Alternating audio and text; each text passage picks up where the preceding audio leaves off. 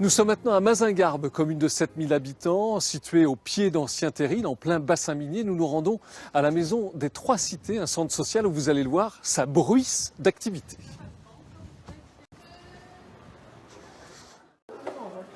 Bonjour mesdames. Bonjour monsieur. C'est là, comme la réparation. Nous on a terminé, c'est sûr.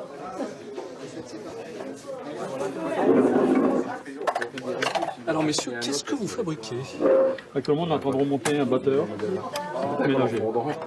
Mais alors, vous êtes un habitué du Repair Café, vous venez ici une fois par semaine, pourquoi faire précisément? C'est le samedi pour réparer des appareils, des personnes qui nous ramènent des appareils qui ne fonctionnent plus. C'est-à-dire que vous êtes les bidouilleurs de génie du Repair Café. On essaye. Hein, on vous apporte du petit électroménager, c'est vous qui réparez. Voilà, on essaye de réparer. Et vous faites ça gratuitement? Bénévolement. Et qu'est-ce que les gens vous apportent en échange?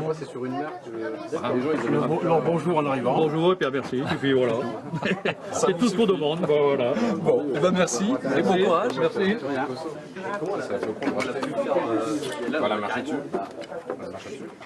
Bonjour Monsieur Courrouge. Bonjour. Comment allez-vous? Ça va très bien, merci. Bon, il règne ici une activité débordante à la Maison des Trois Cités, la Fondation de France, qui est installée ici depuis longtemps. Vous êtes délégué donc de cette fondation pour les deux communautés de communes, Lens-Liévin et Nain-Carvin. Expliquez-nous ce qui se passe ici au Repair Café. Dans ce Repair Café actuellement se déroule une des actions que nous avons accompagnées dans un premier temps en tant qu'idée, puis aidée, y compris financièrement, en tant que projet. C'était quoi l'idée de départ justement? L'idée de départ, je dirais qu'elle était double.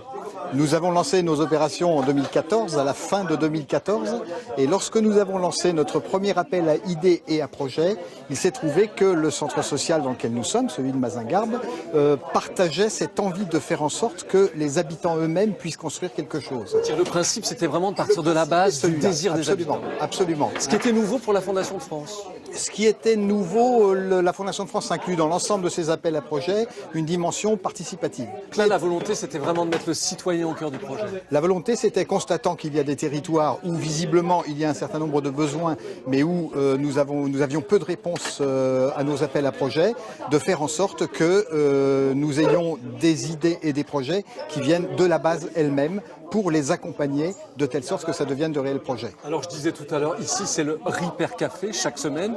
Qu'est-ce qui se passe? Il se passe ce qui se passe dans de nombreux Repair Cafés, parce que finalement, on en voit maintenant de plus en plus.